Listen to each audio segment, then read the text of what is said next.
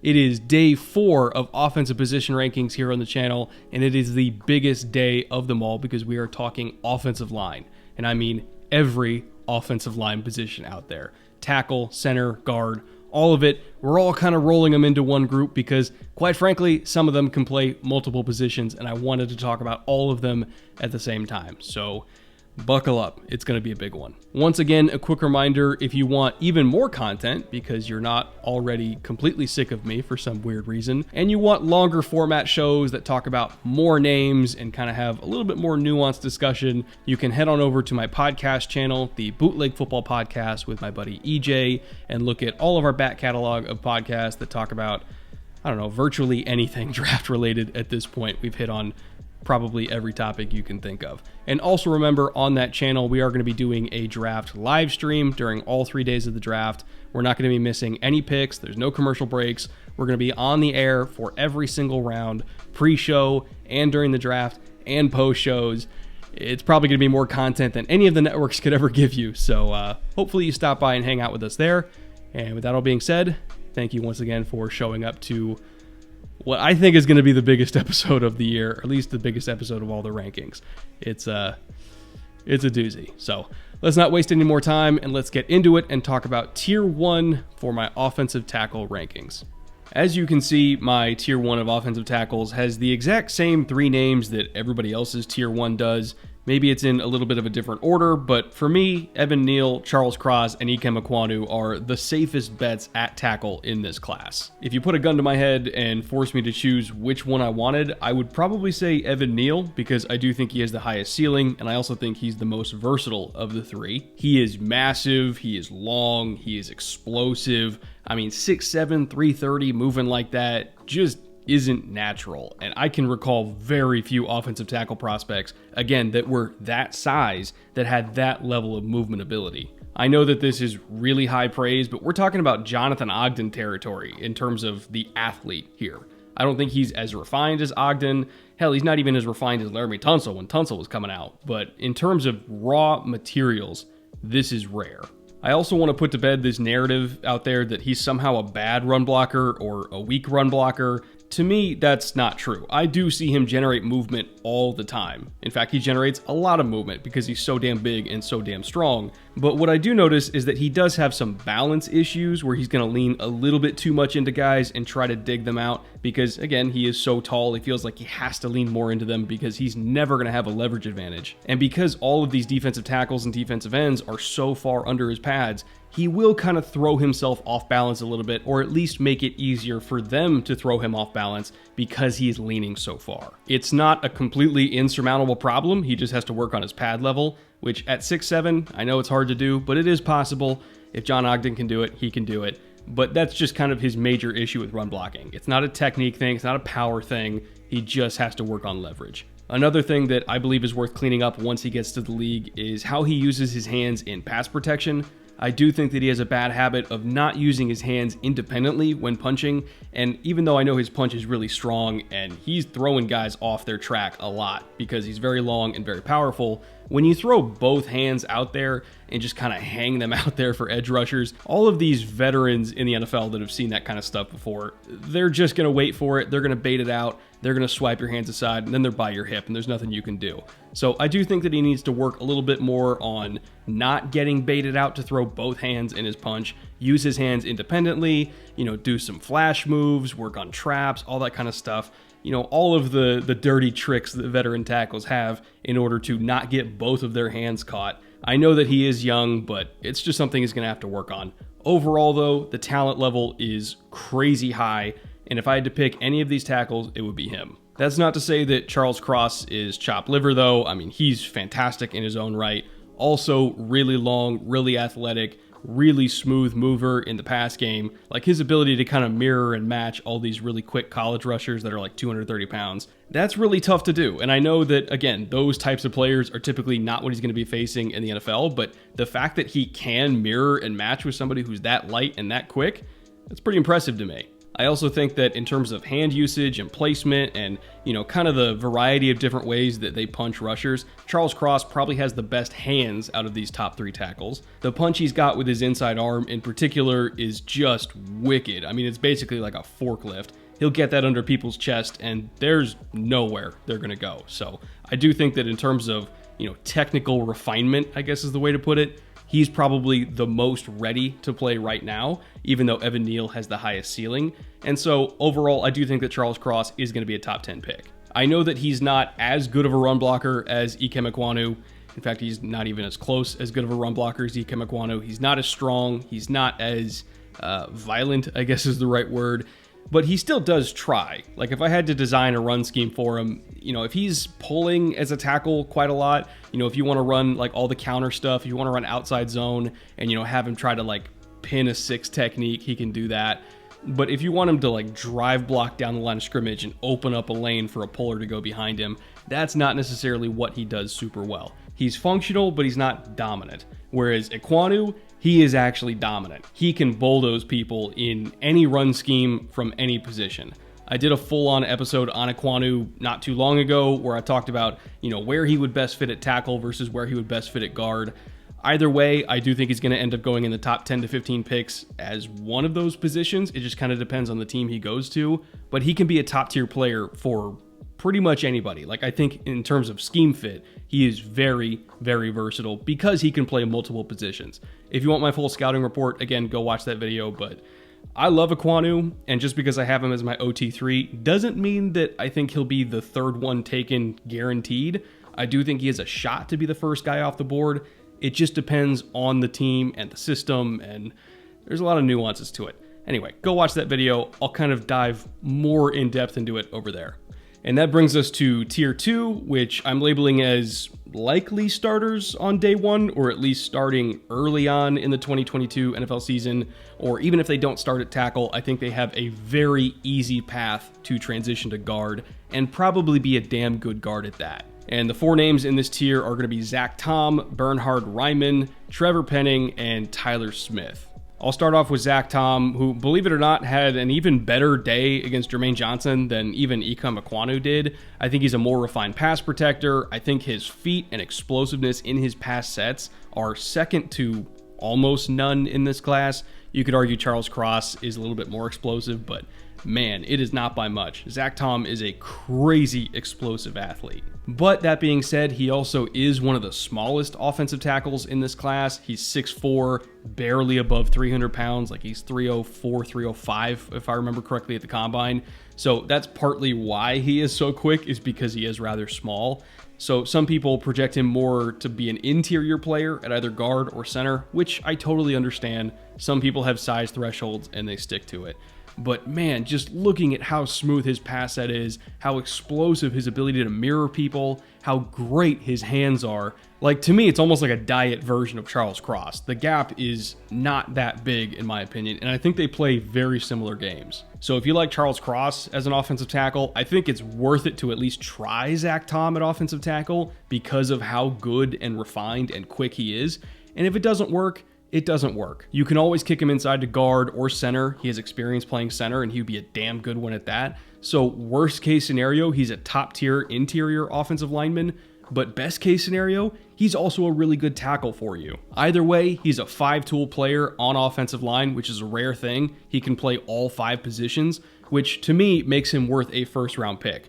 I don't know exactly how high he's going to go in the first round, but somebody with his versatile skill set and athletic ability is not easy to find, so he's probably going to go higher than you think. And speaking of higher than you think, I do want to kind of lump Bernhard Raimann and Trevor Penning together because they're very similar profiles in terms of just giant, freaky athletes. Arguably even freakier athletes than Evan Neal, which is saying something. Like, you look at RAS scores and it's pretty close. I mean, these two guys are just monolithic human beings, 6'6", 6'7", 320 plus pounds, crazy jumps, crazy 40s. They're explosive movers out of their set. It's rare athletes here. Like, this whole offensive tackle class is just rare athletes. and these guys arguably are the rarest. But the reason why I have them in this tier and not in tier 1 is because they're also not ready to start right now, or at least likely not ready to start. Both of them, I think, need a lot of technical work and refinement, which to their credit, they are trying to get. Trevor Penning is working with Duke Manyweather. Bernhard Riemann is working with, if memory serves, Paul Alexander. So they're trying to, kind of get the technical details refined before they go to their first rookie minicamp and training camp and all that kind of stuff. But at least in my opinion, just going off of the last time we saw them on the field, there's still a long way to go. Penning in particular, I mean, his hands and how he just kind of lets everybody into his chest, it was hard to watch, especially at Senior Bowl week. Like, I know there's a lot of highlights where he's throwing people around and, doing all the after the whistle stuff that people get a hard on for whatever reason. But he lost a lot of reps. I mean, a lot of reps. He was getting abused in a lot of one-on-ones where people will get into his chest and just bulldoze him back into the quarterback, which you wouldn't expect for somebody who's his size to get moved that easily by somebody who's, almost 80 pounds lighter than him. But leverage is a bitch like that. He really does get moved. So I think he's got to work on his base, work on, refitting his hands, re-anchoring, and not getting abused by power. And in the same vein, I think that Riemann also got worked a lot at Senior Bowl week because for whatever reason, and I haven't really figured this part out yet, he kind of changed his pass set from the regular season to Senior Bowl week. All of a sudden he started, instead of doing the angle sets where he'd, keep his shoulders parallel to the line of scrimmage, go back at a 45-degree angle, wait for the rusher to come to him. He was getting absolutely abused in Senior Bowl week because he was doing, almost like a Howard Mudd technique where he's jump setting people and basically just taking the fight to them, which is fine. You can do that if you're Andrew Whitworth and you're 6'8" and you have like 36-inch arms. You can do that, but for most people, that's not ideal technique. I'll say that. So, people were neutralizing his hands immediately and getting around a soft shoulder and just immediately flying by him all the time. And I'm like, why'd you change your pass set like that? That part I haven't really figured out yet. But hopefully, when he gets to the NFL, he kind of changes it back to what he was doing in college at Central Michigan, because I actually felt like his technique was okay there and he had some pretty good building blocks. And then he just kind of switched it up for Senior Bowl week. I don't know. It's kind of a weird situation. Either way, the tools are there. His punch is super violent. He's a really fun guy to study because you see the potential. And I think that he's got a legit shot of being a first-round pick because of the tools he's got. And the same goes for Trevor Penning as well. He will also likely be a first-round pick just based on tools, not on tape, which I know does sound like a little bit of a risk, but offensive line coaches are always willing to gamble on tools because everybody thinks they can fix everybody. So yeah, these guys are going to go high.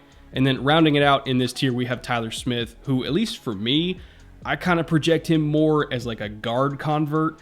I do think that it's worth it to at least try him at tackle first because he's a very, linearly explosive athlete. Like in terms of going forward and driving people off the ball, he's almost as powerful as Ekwonu, if not as powerful as Ekwonu. But to me, he doesn't have the same kind of light feet and loose hips that Ekwonu does.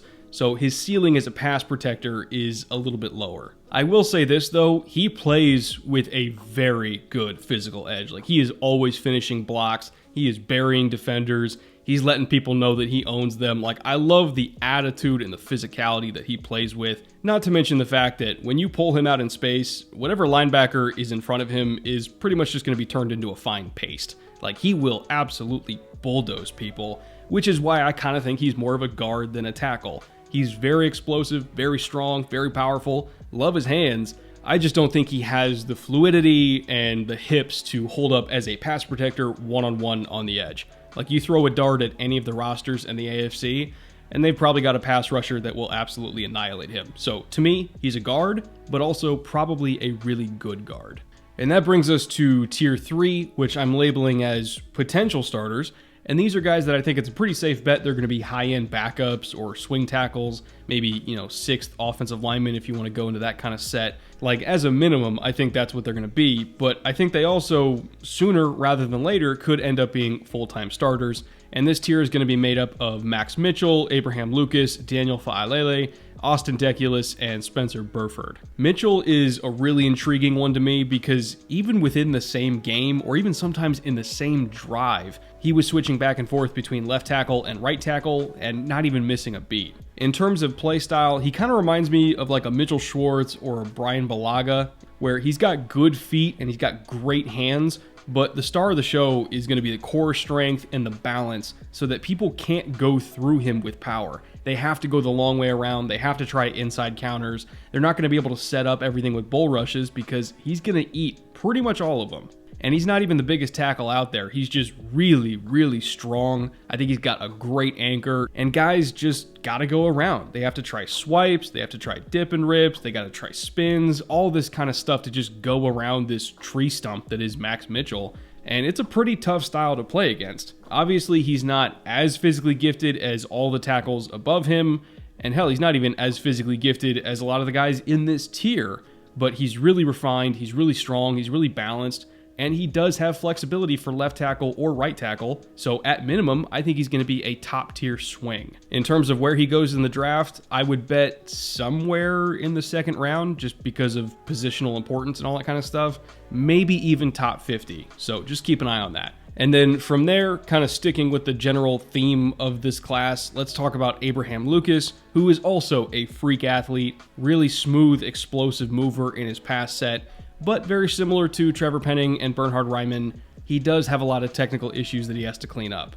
Most notably, leverage is a problem for him, just like Penning. I also think that his hands are kind of a mess. Like, he'll come in with these wide punches and just invite people into his chest, and he'll just try to eat that bull rush with core strength, but he can't really do that as well as Max Mitchell, so he'll just get pushed right into the quarterback. And his tape does get frustrating at times because of that, but I cannot deny the raw talent here. If he goes to an offensive line coach that teaches him how to use his hands and teaches him how to keep his butt low so that he can actually eat these bull rushes, he's going to be really, really hard to beat. The length is there, the explosiveness is there, I think even the attitude and the play style is there.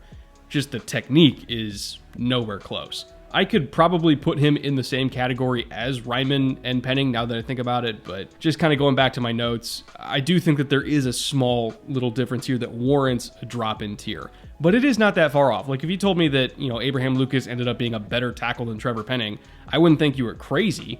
It's just between the two, if I had to bet on one of them, I would probably say Penning. But you never know. We'll see where they end up, because where they end up is going to have a massive effect on how good they end up being. And the same goes, in my opinion, for Daniel Faalele from Minnesota, who is a gigantic human being. 6'8", 370 plus pounds. When he was first in school, he was over 400 pounds. Like, he's just unreal in terms of size.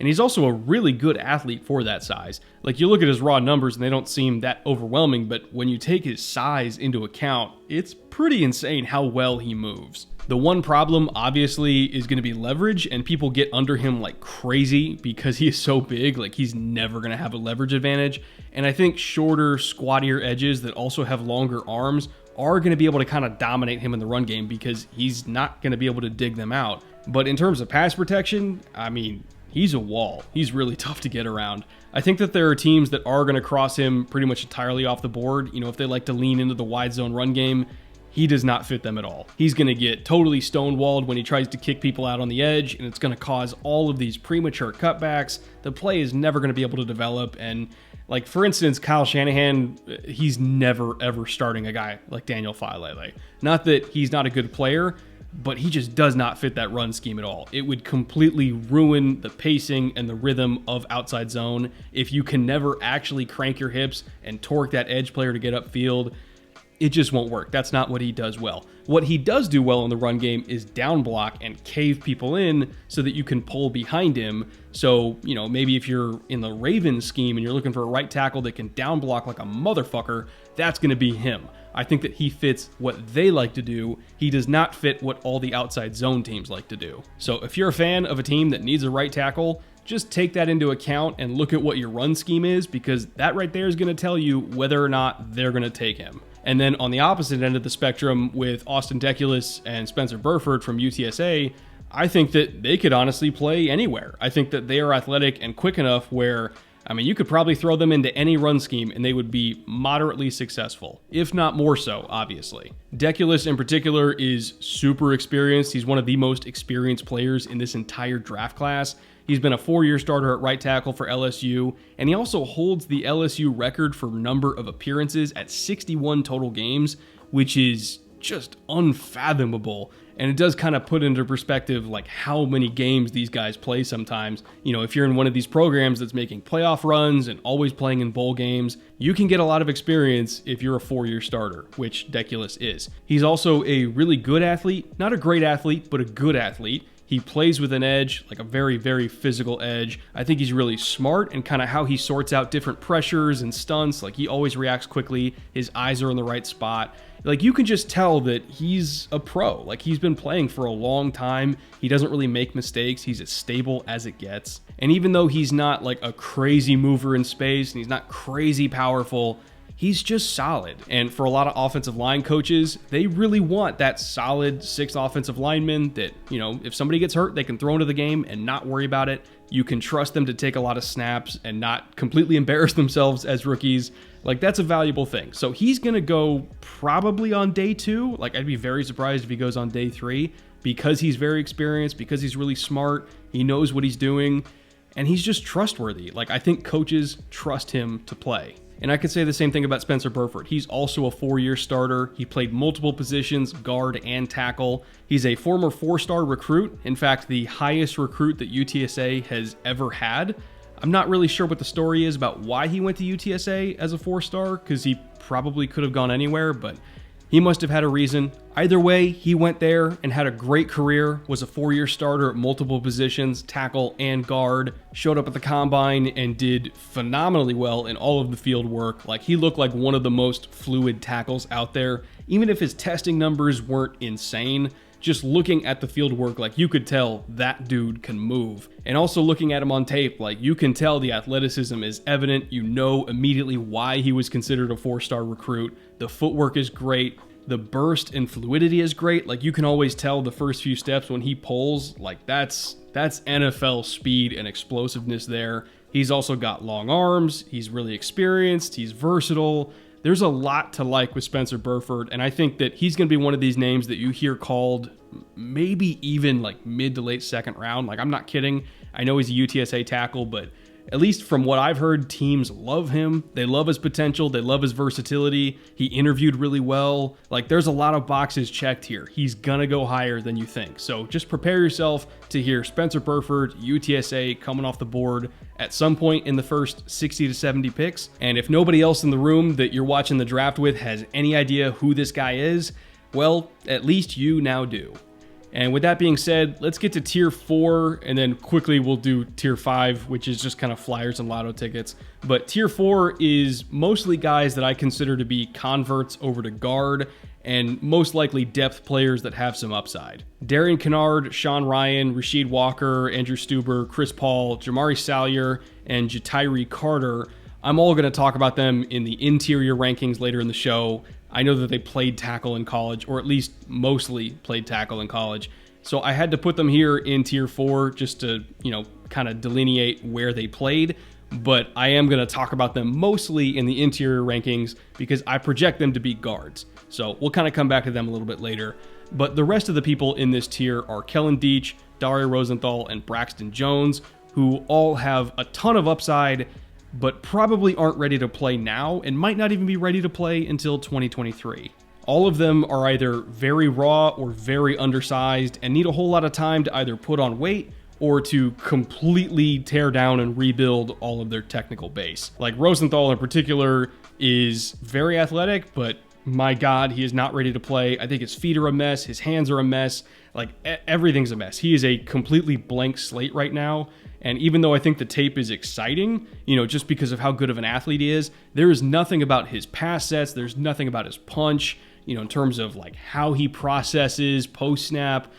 He's not ready. He's not ready. But he doesn't have to play immediately, hopefully. Like he is a developmental tackle that has a lot of upside, but personally, I don't think he should be on the field in September. Like maybe you can throw him in there in December and just kind of see what he's got, give him something to work with going into the next offseason. But ideally, best case scenario, He's not playing until 2023.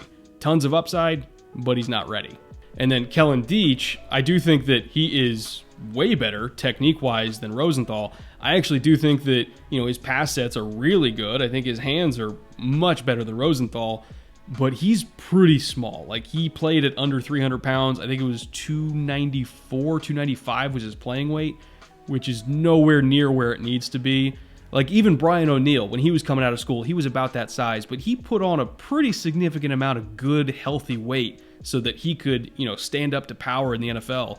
And I don't think that he would have been as successful without doing that. So I do think that Kellen Deach needs to add that weight. He's very athletic, had one of the best 40s of pretty much anybody at the combine. In fact, I think that both him and Rosenthal were tied for the fastest 40 among all offensive linemen.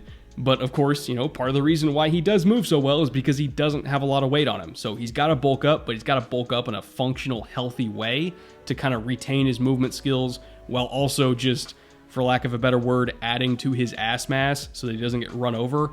And that might take a little while. NFL strength and conditioning programs are great, and I do think that they can get him there. I'm shooting for, at least just 10 pounds. Like, give me 305, give me 310. I'll take that. But until he gets to that point, I'd be a little bit worried about putting him on the field against, Cam Jordan, Myles Garrett, all of these 270, 280 pound defensive ends that also outreach him and probably outpower him too.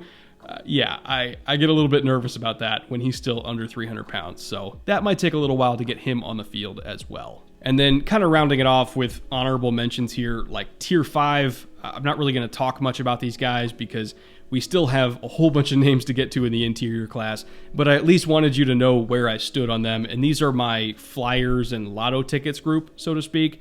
And that's going to be Myron Cunningham, Vidarian Lowe, Cordell Volson, Thayer Munford, Luke Gadecki, and Nicholas Petit-Frere.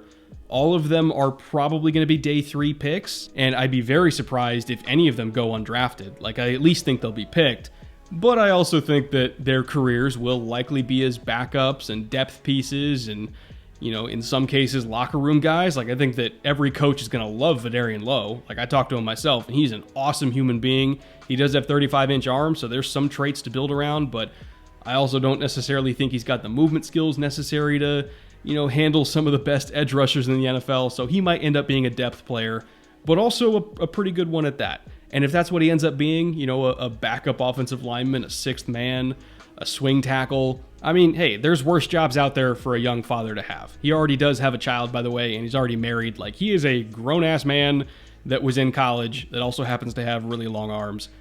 I think that a lot of coaches are going to like having him around. So he'll probably have a pretty decent career as a backup, but most of these guys will likely, in my opinion, be backups.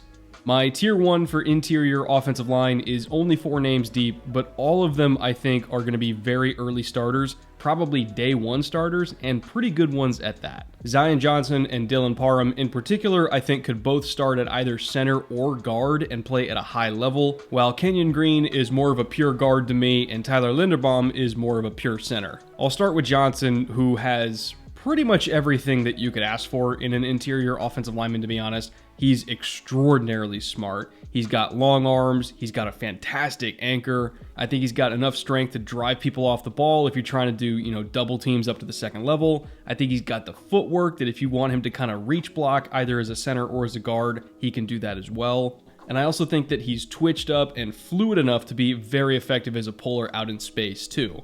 He kind of does everything, to be honest. And regardless of whatever you need on the interior, whether it's center or guard, you can plug him in on day 1 and, in my opinion, have a Pro Bowler pretty much immediately. Parham, I also kind of attribute that label to, although to a slightly lesser degree. He's not quite as long and he's not quite as powerful, but he's got excellent feet. His mirror and match ability is fantastic.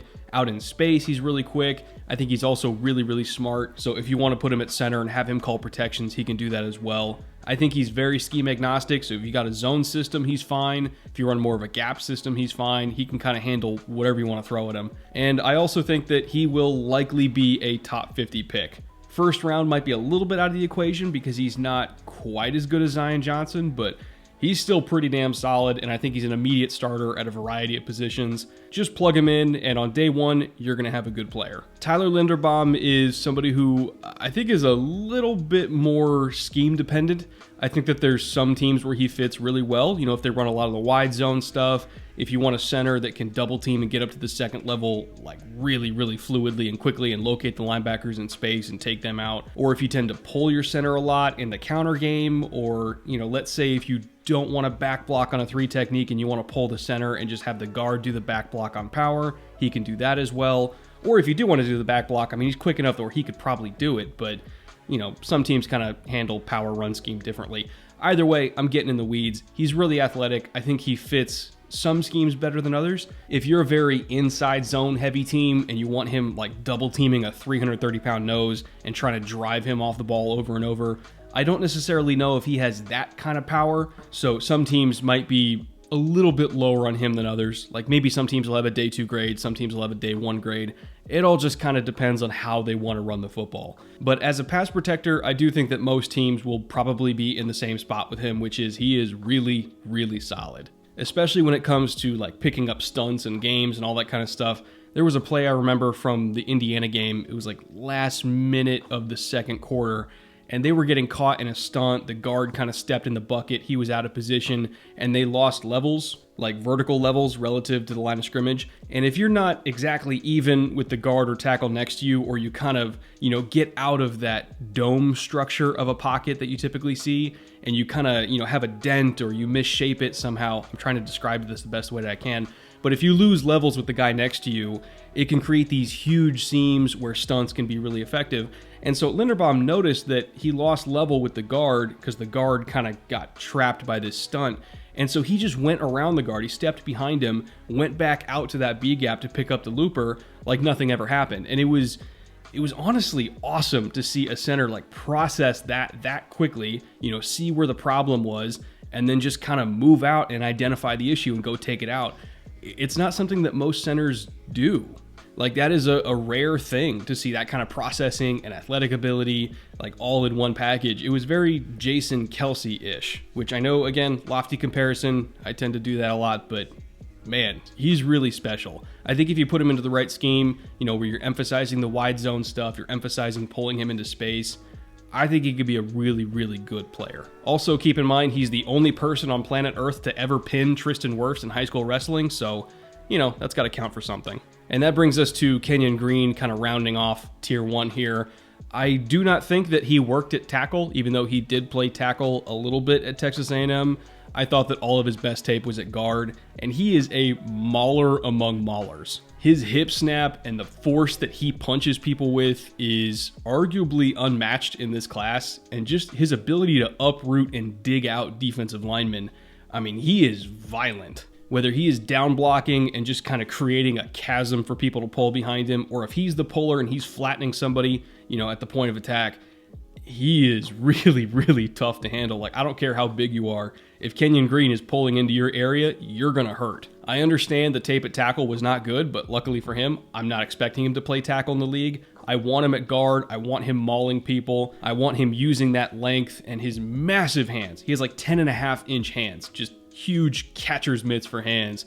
Like, if you get within his area and he snatches you in the chest plate, you're done. Like, you're just flat out done. He is so strong. He is so overwhelmingly physical.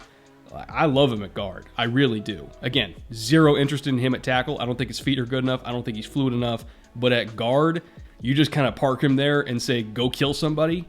He's going to kill him. Almost guarantee it. So kind of looking at tier 1 from a bird's eye view, you have really versatile guard / centers in Zion Johnson and Dylan Parham. You have a pure zone center that's really athletic in Tyler Linderbaum. And you have an angry, pissed off bear named Kenyon Green, who I think is a natural fit at guard. Tier 2 for my interior offensive line is all of the conversions from tackle to guard that I mentioned earlier. That's going to be Darian Kennard, Sean Ryan, Rasheed Walker, Andrew Stuber, probably both of the Tulsa guys, if I'm being honest, Tyler Smith and Chris Paul, Jamari Salyer, and Jatiri Carter from Southern. I have them all as guards rather than tackles for different reasons, but kind of the one thing that they all share, and I'm just going to talk about them kind of in general, is that they have good feet for guards, but not quite good enough feet for tackle. They kind of exist in this in-between realm. And at least for me, kind of looking at all these tackle converts, and I know it sounds like there's a lot of them, which there are, I would rather play guys at a position where I think they're going to be best, rather than a position where I think they could theoretically survive, but maybe only be average. Like Sean Ryan, for example, I thought was great at tackle for UCLA, and by college standards, he was a fantastic tackle, but he's got length issues. He's not quite explosive enough in his first step that makes me think that he could handle like the true speed rushers in the league. I think when going forward, I mean, his hip snap and his power are just insane. Like I saw it in person down at practice before the Hawaii game, and just the pop that he had in live contact drills was nuts. Like you could hear the difference between him and every other offensive lineman on the team. The sound was viscerally different. And I even leaned over to people in that program and I was like, hey, do you think he's a tackle or he's a guard in the NFL? And even they said he's a guard. And that's not an insult. That's just kind of being realistic. His skill set is a guard. He's not quick enough to handle Myles Garrett off the snap. He's not quick enough to handle, TJ Watt or Yannick Ngakoue. But boy, you put him at guard and say, okay, go down block on this 2-eye and just completely cave in the point of attack. Yeah, he can do that. He can do that really, really well. So, maybe if you give him chip help, he'll survive at tackle because he's really strong and I think he's got really good technique, but why bother? Just put him at guard and let him go do what he does best, which is murder people with physicality. I think the exact same thing for Chris Paul and Salyer and Stuber and Walker and even Darian Kinnard, who I thought maybe could survive at tackle, but why play them at a position where they're maybe shooting for average when you could put them at a position where they could be Pro Bowlers? For me, I would rather maximize their skill sets and recognize that they don't have the feet for tackle and put them where they're going to be successful. So just keep it in your head that even though you might hear them announced as tackles when they're drafted in a week and a half or however long away the draft is when this gets posted, just know that they're probably going to end up not playing tackle, and that's okay. Group 3 is a little bit of a different story. These guys mostly played interior line in college, and I think they're going to end up playing interior in the pros as well. But I think that some of them have just as good, if not better, of an upside than even some of the guys that are converting from tackle. Like, I'll use Cole Strange as an example. When you look at relative athletic score, he was at 9.95, which is the 7th highest athleticism score for any guard prospect since 1987. That is 25 years. 1,215 guard prospects, and he's the 7th most athletic. It's insane how freaky he is. 6'4", 307, 31 on the bench, 28 in the vertical, a 10-foot broad, 5'03 in the 40 with a 1.71 10-yard split, 7.44 in the 3-cone, 4.5 in the shuttle. Every single number is just bonkers, and it's backed up on tape too. He moves differently than most guards that you're ever going to see. I know that he went against Chattanooga, which is not a big time program. He didn't play against a whole lot of top competition, but even when he was taking on SEC teams, he was beating those guys up too. And then he went to the Senior Bowl and beat them up again for an entire week down in Mobile. So I think he's personally backed it up. And I think that you can look at him and kind of see him as another Ali Marpet. Somebody who played at a lower level school, but was a crazy, freaky athlete, went to the Senior Bowl, dominated there, and he's likely going to end up as a day 2 pick and still probably be one of the best athletes on the field when he's in the NFL. He is just straight up a freak. And speaking of freaks, I couldn't talk about this tier without mentioning Cam Jurgens by name. I mean, if you thought that Tyler Linderbaum's movement ability was special, especially out in space, Cam Jurgens makes him look normal. He's a former tight end, of course, because it seems like all the best and most athletic offensive linemen used to play tight end, and they kind of bulked him up and had him play center. And just watching him on tape, he moves differently. He's even more undersized and I guess in need of a couple biscuits than even Linderbaum is. Linderbaum was undersized. Jurgens is even slimmer. But man, the way he moves in space, the nastiness he plays with, the fluidity in his hips and feet, it is special. If he's in the right system, he could be a dominant center. And I mean dominant. He's not ready to play yet, but I think he could be eventually. And when he gets on the field, just watch what he does, because his potential, just his raw potential, is damn near limitless. If you want somebody who can play in 2022, then you're going to want Luke Fortner or Lecitus Smith, who are also in this tier. Fortner in particular might be one of the smartest players in this entire draft. I think that you can give him all of your protection duties on day one and he'll take care of it. If you want an idea of just how smart he is and how easy it is for him to kind of learn complex information and retain it, he already got his degree in mechanical engineering, and then in 2 more years while he was playing football, he also got a master's in mechanical engineering and an MBA. Like, I don't even know how that's possible, but you probably have to be in Mensa to get that done, so I think he is legitimately a genius. And he also happens to be pretty physically talented too. So if you want a center that can probably come in and play for you, if not right away, then pretty close to it, take Luke Fortner. He's really, really smart. And then one last note on Lecitus Smith. The testing numbers for me do not add up to what I saw on tape. I thought he was an excellent athlete on film, especially as a puller. Like, seeing him on the move, he moves differently than most guards. So I think he's got a lot of upside there.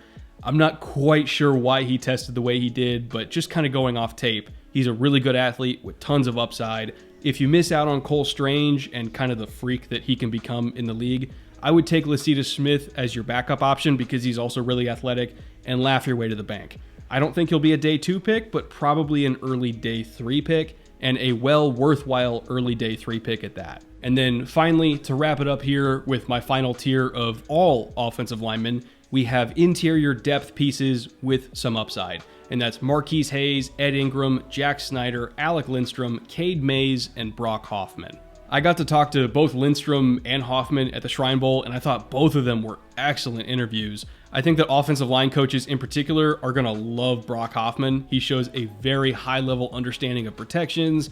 I kind of got to, chat it up with him about how he likes to handle certain fronts, certain looks, certain pressure packages.